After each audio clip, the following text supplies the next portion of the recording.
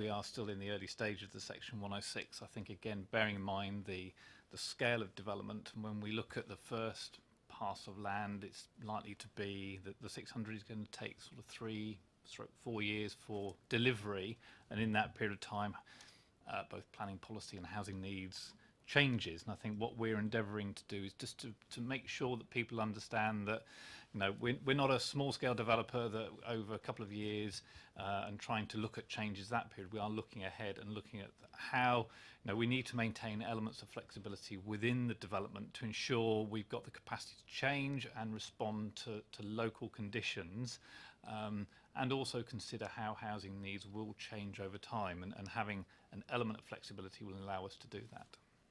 So, yeah. Thank you. Councillor James, did you?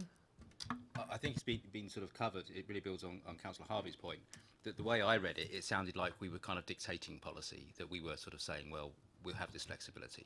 And what clearly we're here to do is to advise you as landowner on what we think is the best way forward. And we would say as landowner, you should be entirely compliant with the existing policy. If there is a decision around policy, that's got to come in a different direction. That's got to be evidence-based and go before EPH, then go before full council. They might decide to change policy, at which point then we've got that flexibility. But I find it hard to believe that we're going to get in a position where we're going to have the housing department say, actually, at the moment we've got too many social houses and we really can't fill them.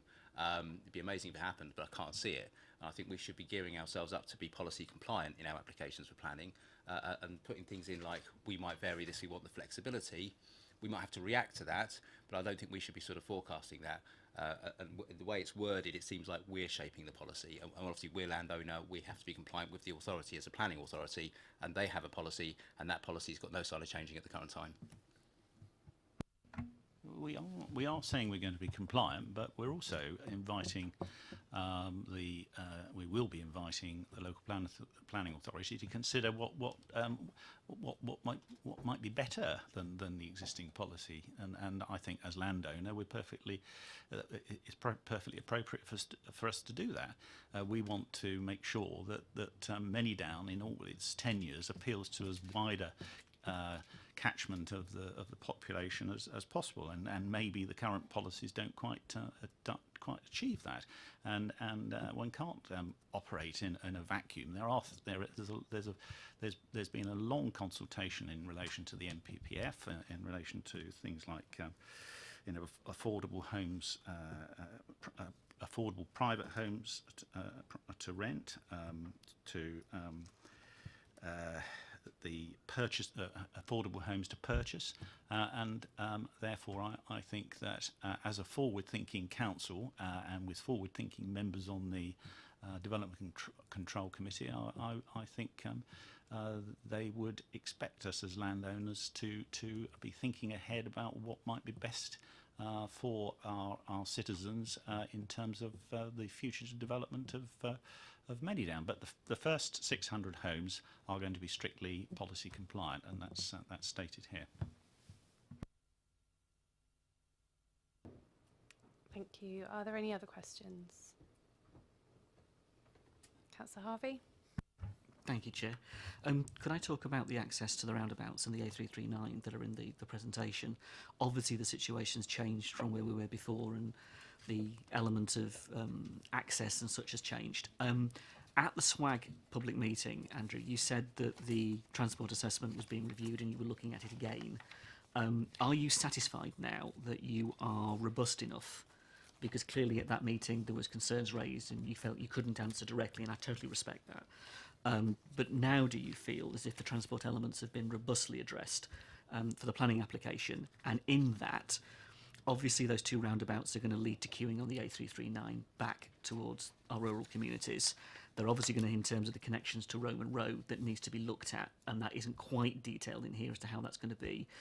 Will that be part of the outline, or are you leaving that for a future element to come back to? And if it is part of the outline, when could we see some more detail on that? And also, if we're talking about detail, we'd quite like to see the affordable housing statement. If you could share that with us as soon as possible, I'd be very grateful.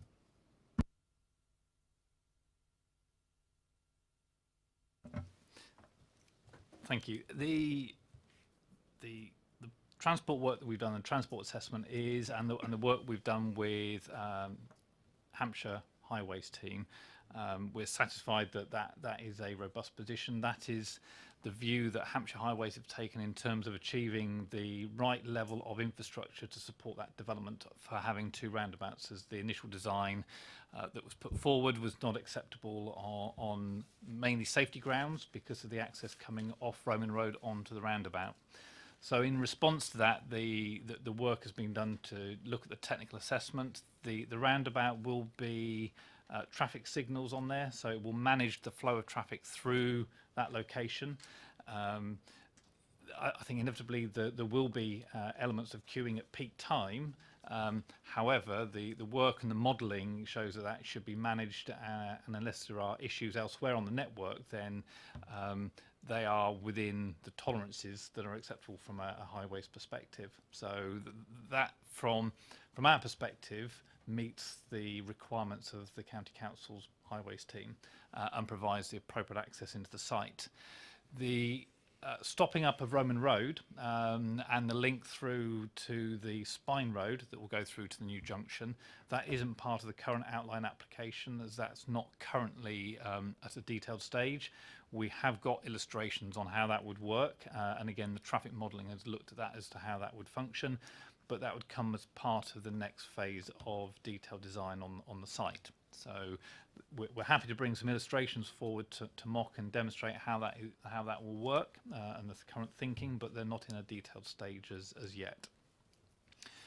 In terms of the affordable housing statement, that is online, but I'm happy to make sure we circulate that as part of the update from the meeting. Okay.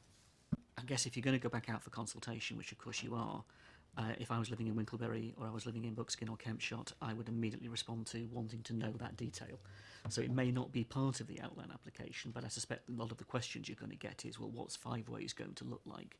What are you doing in terms of the old Kempshott lane exits and entrances? How are you dealing with access through the 339 in that regard? So as long as we are able as a council to provide the answers to those questions and give those residents the satisfaction I imagine they're looking for, that at least we know.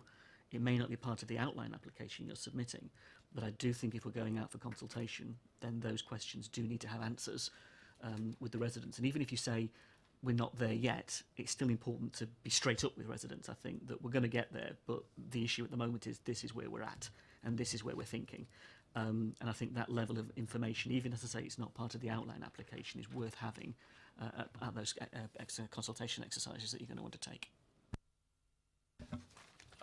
Totally agree with that, and I think it's just to draw a distinction, because with the update going into the local planning authority, the council as LPA will undertake the statutory consultation in relation to the application now. So as we as landowners' perspective won't be doing any more consultation immediately. So that will be part of the statutory planning process for consultation. We, as part of the work we've done with communities, is discussed highway issues with them and taking them through the changes and updates that we have gone through.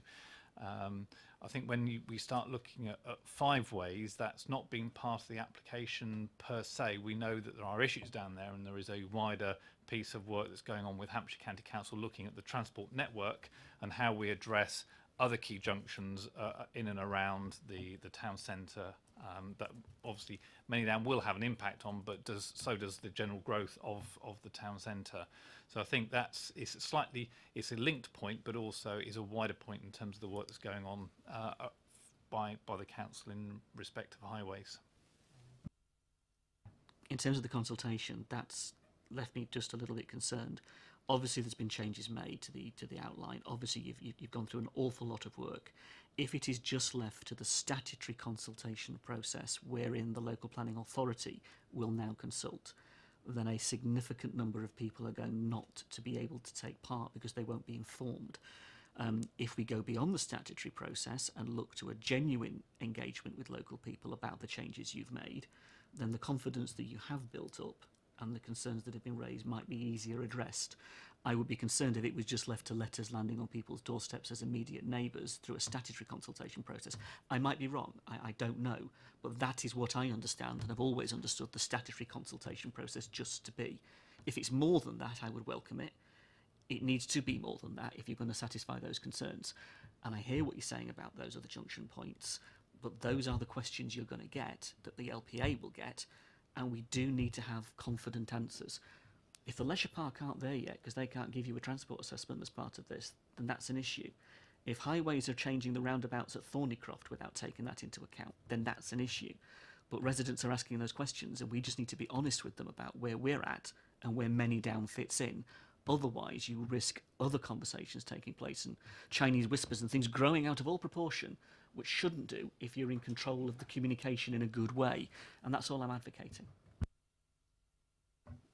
Just to help, I think it's important that back in January we held a full briefing in the town centre, which Councillor Isaac referred to in his update note, and that's where we presented the changes that are before you now. Clearly there's been a pause whilst we brought on Urban Civic as our selected partner and some work just with them in terms of the application, but essentially the changes and updates that we made as part of the process that we were going through late last year and earlier this year are very much those that were discussed with the community back in Christmas time when a letter information leaflet was sent out to them, the follow-up briefing with them in January, and then more recently a further update note that was sent out to them, along with myself and colleagues meeting with parish councils and the Winklebury Community Action Group to continue to provide updates.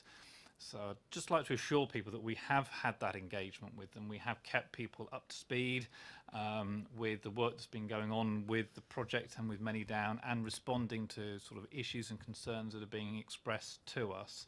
So I'd just like to give that reassurance that that is in play. Clearly we haven't, again, from our position, been talking of the wider highway infrastructure aspects, because that relates to a separate team. Although we are recognising where there are issues, we will take that back. So forgive me, with the 2 roundabout option, was that part of your consultation? Thank you. I've got Councillor Frost next. Thank you, Chair. I just want to ask a question, just picking up on the points of the B3400 junction and the comments, Andrew, that you made, saying that it was queuing was likely, which is fine, but it was well within tolerance of Hampshire County Council's modelling. One of the questions that I have already been asked, and I've not been able to answer my residents, is how long is the queuing going to take? What is within tolerance? Because at the moment I have residents from the southern part of my ward in North Waltham that are travelling to the station, okay, and it's taken them 40 minutes to actually make that journey just to the station by car. Okay, so, and that's not going anywhere near the B3400 junction. So if my residents are coming from Oakley and coming through to, say, the leisure park area, okay, how much queuing is there going to be across the B3400 junction?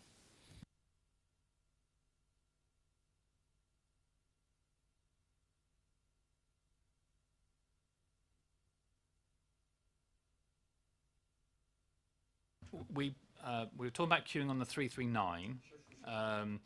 We haven't picked up queuing on the 3400. In fact, I mean, as far as we're aware, there isn't any queuing on the B3400 through the modelling.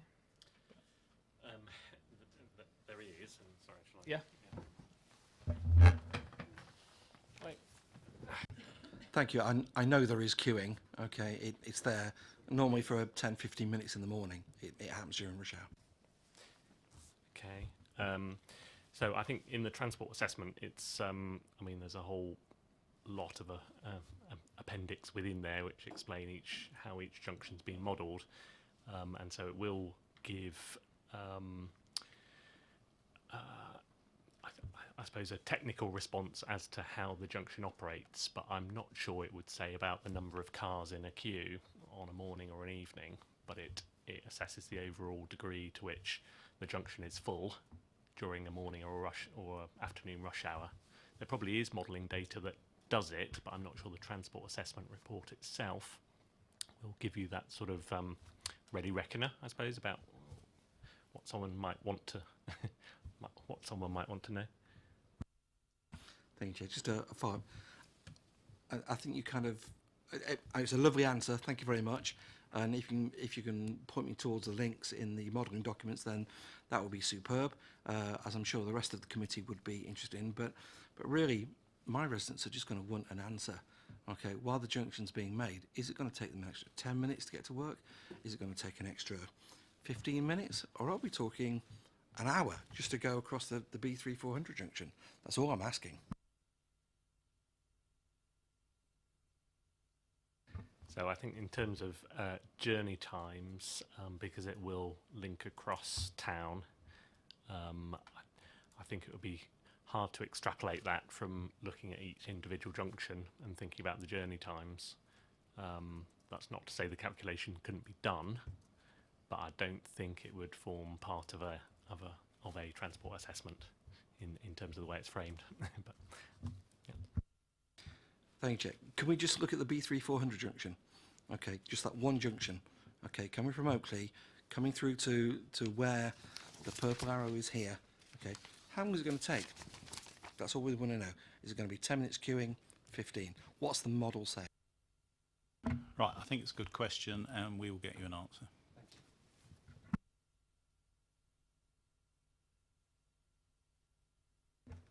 Councillor Faulkner. Yeah, on a different tack. As a substitute, I might be, not au fait with what's been going on, but the government funding is obviously very exciting because that's a hell of a lot of money. I'm just intrigued to know is the 61 million, tied on, or if we didn't get it, what would be the implications to the project, and who would suffer as a result?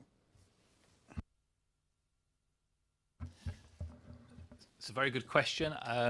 The process that we've been going through in selecting and appointing a preferred partner was on the basis that this funding would not be available. So their business case and proposition that was put forward to the councils, that's all three bidders, was on the basis of not being in receipt of funding through any government programme.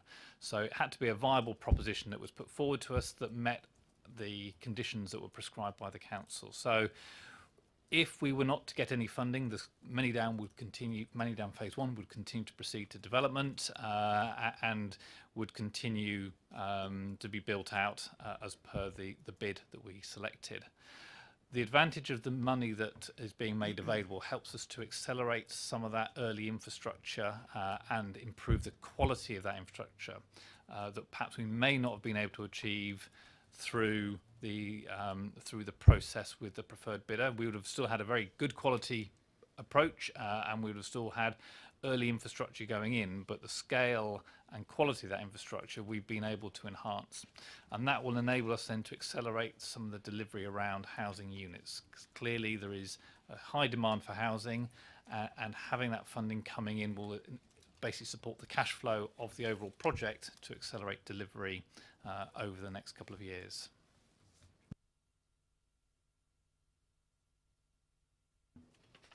Thank you. Are there any other questions? No? Any other comments that the committee wish to make? The recommendation in the paper is just to note the progress that's been made and review and provide comments. So, Councillor Harvey. Thank you, Chair. I appreciate the answers that have been given. But in terms of comments for the committee, I am concerned at what I've heard in regard to the affordable housing element. And while I totally welcome, and of course I welcome the 600 units, 240 of them being affordable, I think I would like to register a comment, if the committee are with me on this, that the policy is the policy. And I do not see this authority as landowner changing its policy in regard to what it's proposing as landowner, forward thinking as it were, and trying to persuade the planning authority that we should do something different than that which is policy. Developers are expected to meet our policies, and I think we as a council should be setting the example.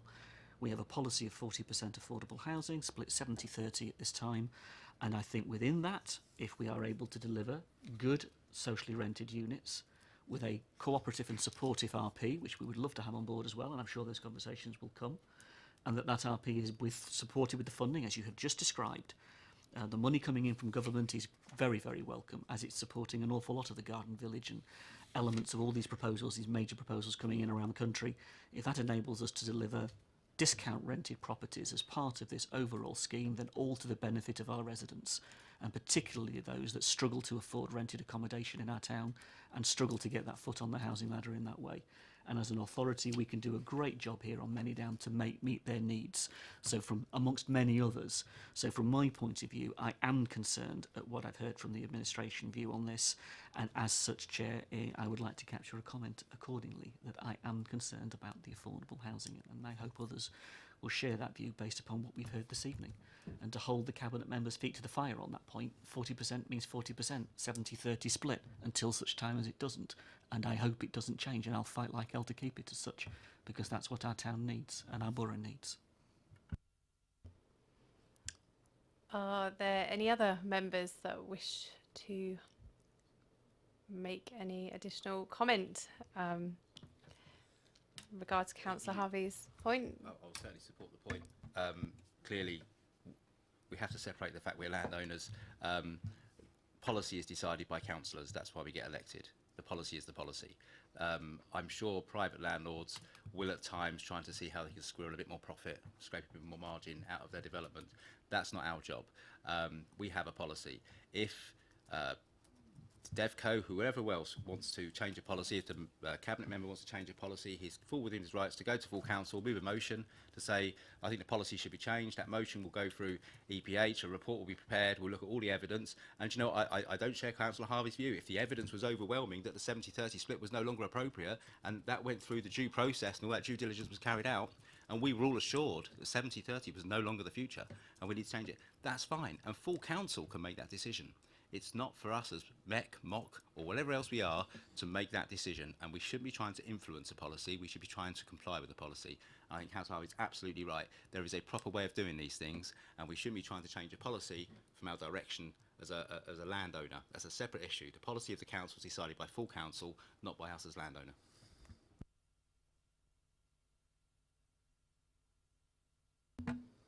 Thank you. Any other comments from... Is the committee in support of the comments, Councillor Frost? I'm generally in support of the comments. However, I think there has to be something put in there supporting Councillor Harvey's and Councillor James's point, you know, about the future viability, because we are the landowner, and yes, you know, we have to be policy compliant. But we also have to be mindful that there is a viability issue potentially, you know, for future stages. However, I also, just as a general comment, would like to say with all the buildings, all the building and alterations of all the junctions, I think Councillor Harvey did touch on it, but is absolutely critical to keep our residents happy by understanding, you know, how long we expect people to transit across the individual roadworks.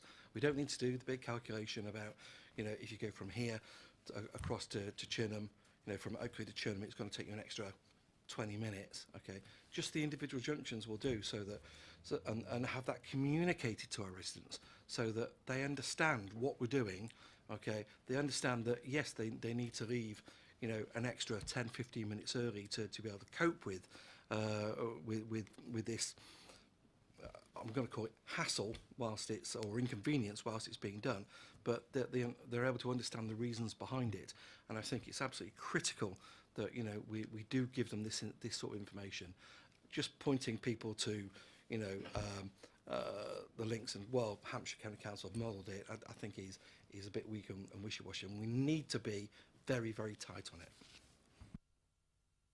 Yeah, we are, as I said, we'll get back to you, but I think just thinking about it, if you know, there is going to be some traffic that would otherwise have gone along the B3400 that will now be diverted away from that through Manydown up to the B339. So actually, there may be some alleviation of the problems, but I'm not going to suggest here that I have at my fingertips how long the waiting times are going to be at various junctions and so forth, but we will come back to you on that. Thank you, Councillor Rosa, and I look forward to that. But and whilst, you know, my residents, you know, will also understand the caveat that, you know, there will be some migration of traffic up towards, you know, the other junctions. Okay, it's still vitally important that we do communicate this out. So I look forward to receiving, you know, the information by email shortly.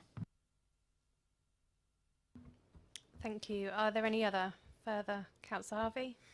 Just the last point, timescales. When are we looking at this being effectively, you know, put through yourselves? What's your expectation really of timescales on this? Because is that a comment we need to capture, or do we just leave that in terms of you're already aware of that and you know it? Thank you. The subject to obviously DC committee determining the application around October, November time. We are probably, our current programme is scheduling a start on site for late 2019.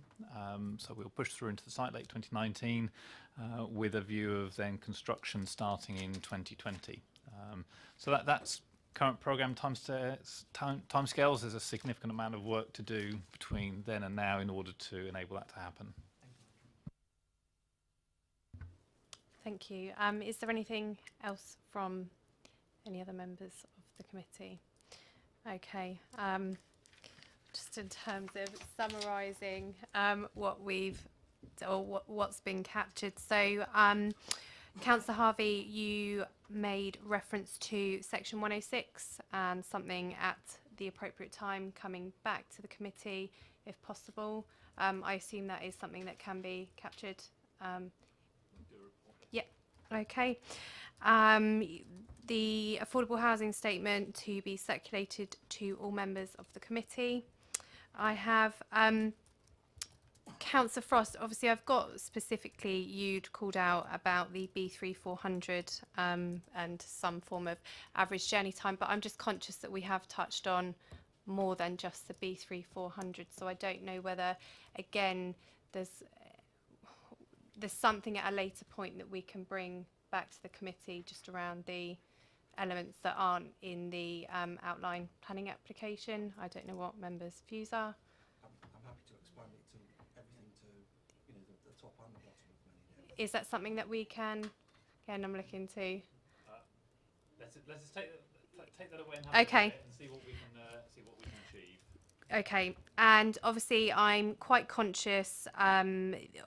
Comments have been made around affordable housing and just in terms of how we capture, I guess, a balanced view, that I think there is agreement that there's general concern from the committee, but obviously just taking note, obviously, of the point that you made, Councillor Frost, around viability as well.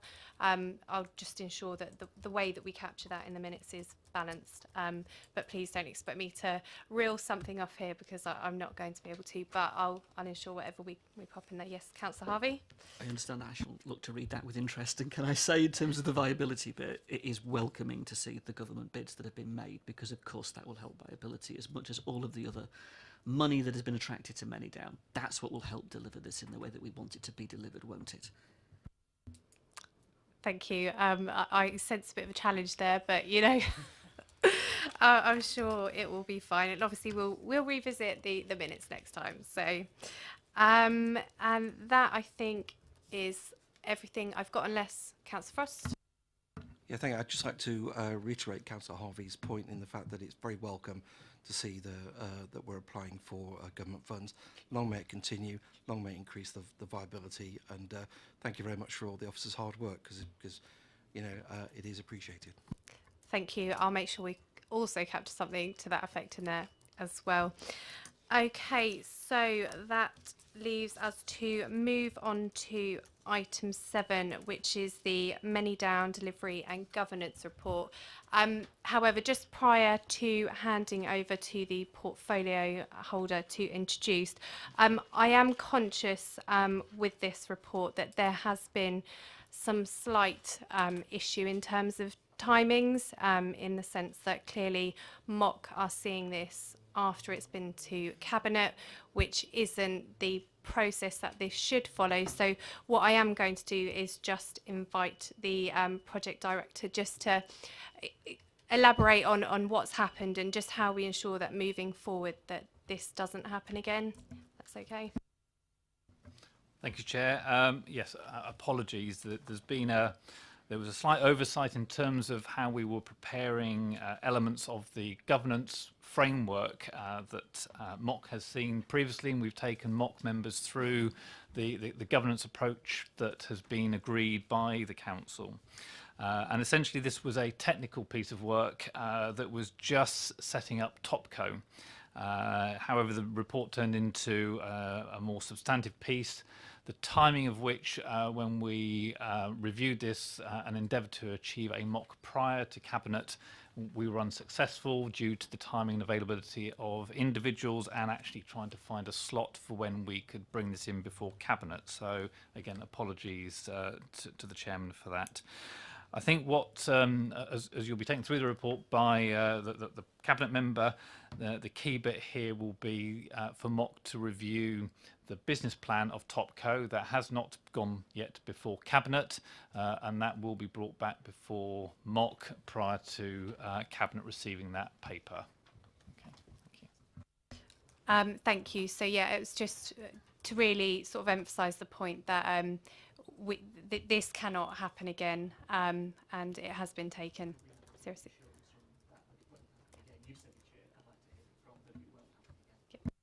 Yeah, I can assure you it won't happen again, Chairman. Thank you. And I think we do appreciate, obviously, this is a project. There are constant moving parts and, you know, these, but obviously it is equally, absolutely, and essentially for the business plan, it must come before MOC prior to Cabinet. So if I can hand over to the portfolio holder to introduce this one, please. Thank you, Chairman. This is a report on progress on governance and procurement. We've been finalising the governance arrangements through Topco. We've set up Topco, which is a limited liability partnership, a 50-50 limited liability partnership between the Borough and Hampshire County Council. A lot of this has been trailed previously to MOC colleagues. It's also established DevCo, which is the 50-50 joint venture between the two councils on the one hand and the private sector partner on the other. And that is very much at the heart of our approach to the Manydown project, which is a sharing of risk and reward between the two councils and the private sector partner. In relation to DevCo, the two councils via Topco will have a 50-50 voting position on the DevCo LLP. Both Topco and DevCo will be separate corporate legal entities. The expectation is that we will finalise contracts with Urban and Civic and Welcome Trust in the autumn of this year. A lot of work has been going on in the meantime, I'm pleased to say, very necessary, with Urban and Civic and Welcome since their selection in February of this year. Those have included, as we've heard, discussions on the outline planning application, also our land drawdown strategy, and early infrastructure and enabling works. There have been a whole series of work stream meetings on placemaking, social and economic benefits, delivery and finance. Because what officers are tasked with doing is translating Urban and Civic's successful bid into legal documentation on the one hand, and also into a business plan for DevCo. That's also involved further development of those bid proposals and some amendments to them. But that process is going well, I'm pleased to report.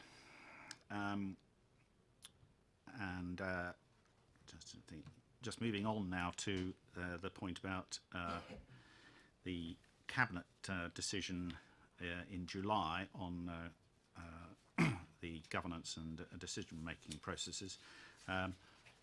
As part of that Cabinet decision, it was agreed to change the name of Topco to something more appropriate and more applicable to the Manydown development and its heritage, and so we have agreed that it will be called the Manydown Garden Communities LLP. I'm sure you will approve of that.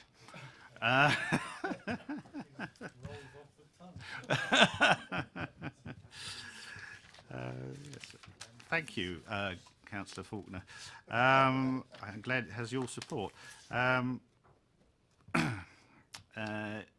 We've approved the proposed Topco business plan heads of terms, but as the project directors commented, these will be brought back to MOC and Cabinet in January of 2019. Cabinet decision also dealt with the 2018/19 budget for Topco, but that again is subject to consideration and approval by Council of the business plan.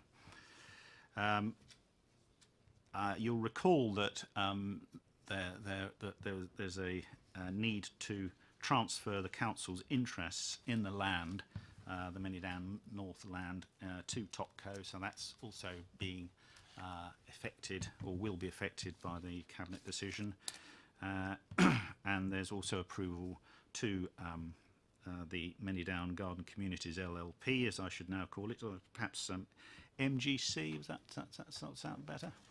MGC, to exercise the option to purchase the freehold of the Manydown North land. The report also addresses the question of the future role of the Manydown Overview Committee as we move into the delivery stage, and it's envisaged that MOC will continue to be updated on the progress of DevCo in this case. The report also deals with the financial implications of particularly the urban and civic proposals, and they are outlined in the report, and also the Council's own funding and revenue considerations, including the funding of MGC. Finally, we're saying in the report that a joint communications and engagement strategy is being agreed as part of DevCo's business plan, and obviously it's essential that the good work that we've already done in terms of listening to our residents is continued when we go into the next stage, where we're working alongside our development partners in building new homes and all the amenities that go with them on Manydown.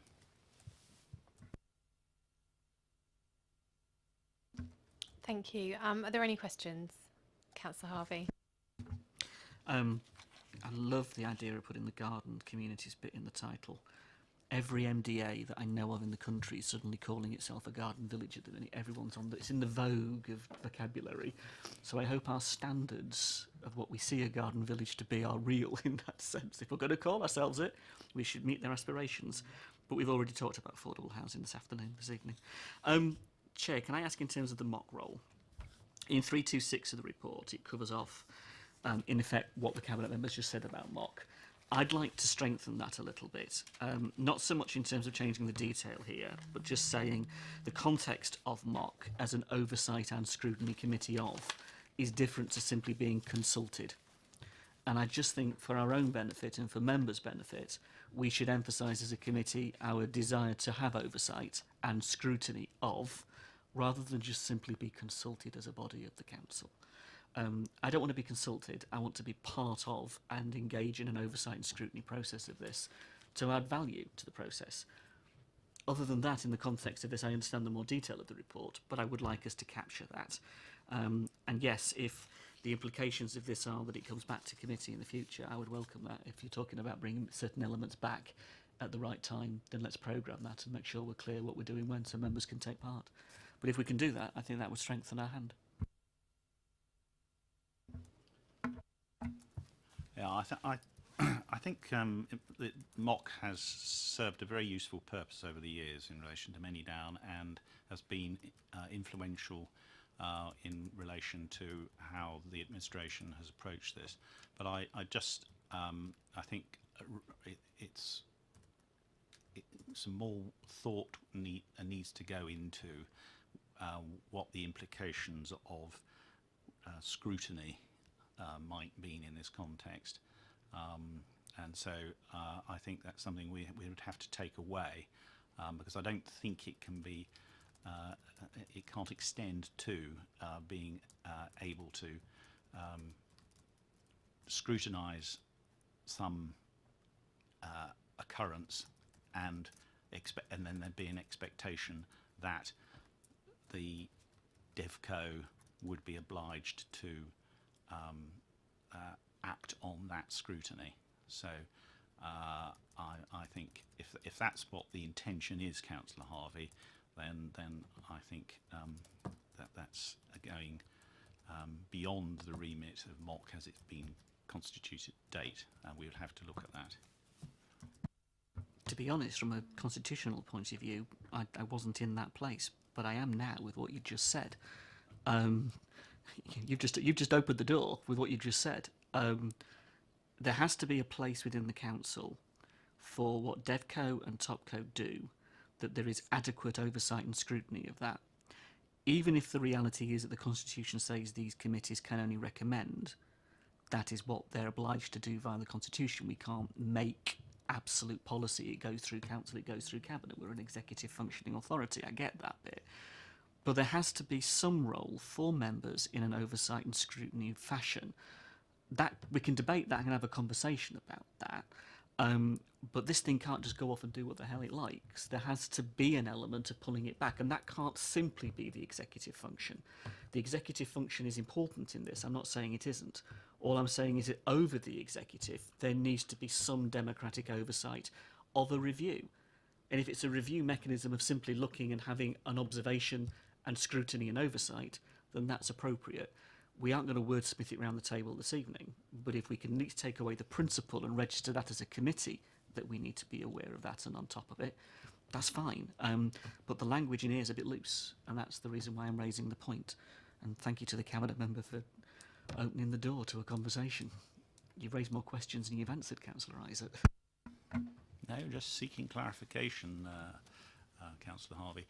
And I would point out that we do have a scrutiny committee, and they would be perfectly within their rights to ask questions about the further work that's done in relation to Manydown.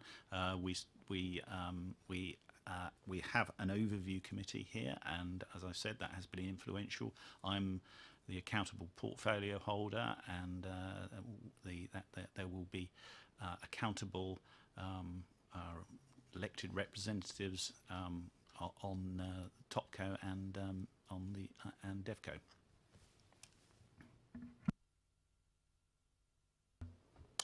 Are there any other questions? Thank you, Chair. It was only about the paper itself. Obviously, we're really keen to keep the public engaged and involved with a lot of consultation work. That's excellent, but some will want to monitor it ongoing. And the report itself that's before us today, we've got a really helpful glossary, but there are 18 acronyms in there, which you can read the glossary at the beginning, and very helpfully in 1.1 on page 38, it does explain as you go through. But for a member of the public or a new councillor reading it, you're not going to remember all 18 acronyms. I think we've got to be an acronym mad. My favourite one is the 18th one, which is TopCo, which is defined as BDBC and HCC SPV, sorry. So we've actually used acronyms to explain an acronym, which I think is fantastic. I just think we could simplify it, and maybe we could have a bit of an age of austerity on acronyms. I'm sure we didn't have to write things like the official journal of the European Union that many times that we had to develop it as OJEU and put that in. If we could just kind of restrict ourselves to MOC, MEC, that kind of thing, it'd be really easy for the public to read. Thank you. That was it. Thank you. I'm sure that's something that that can be taken away. Yeah, I do agree actually, just looking at the TMCL, the Manydown Company Limited, even having been here a while, I mean, yeah, I take the points. That it's a well-made point.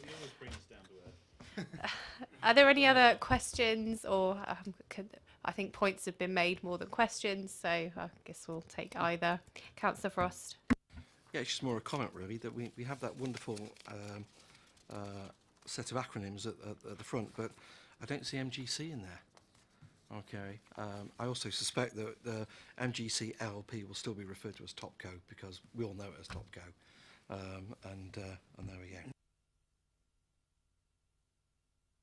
go. Thank you. Are there any other questions, comments, points? I assume there is further work to be done in terms of Mock's role moving forward. Chairman, I'd say yes. I mean, I think there is still a significant quantity of Manydown to happen over the next 10 plus years. So in terms of the role of Mock, looking at both the detailed work around phase 1, where phase 2 begins to emerge, and the future thinking around phase 2. So clearly there is an ongoing role. I think, as we said at the last meeting, defining the work programme is going to be really important about how we take that forward, and we need to continue to work on that to refine and make sure that what we bring forward is meaningful and can be informed. No, it helps to inform, as Councillor Isaac said, inform the work of Manydown and the progress that it's made. Okay, thank you. Is there anything else before we move on? Okay.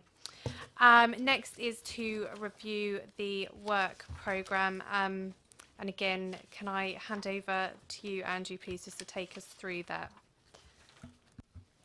Thank you, Chair. So we've updated the work programme. The last time we sort of put together an initial outline. We're now, as part of the programme, beginning to really understand how the work streams will come forward. So in terms of the next meeting in October, there will be, as we normally do, a project update report, but there will be a focus around the Section 106, so picking up Councillor Harvey's point in terms of the role and function of Section 106.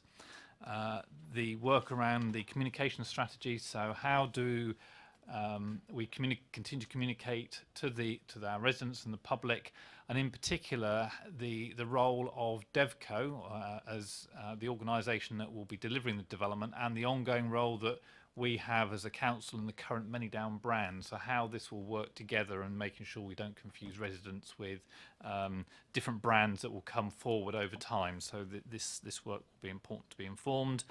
And in addition to that, the engagement work. So again, the role of urban and civic in the engaging of local communities, but also what is the council's continuing role in engaging communities. So those are key bits of work that will be coming forward.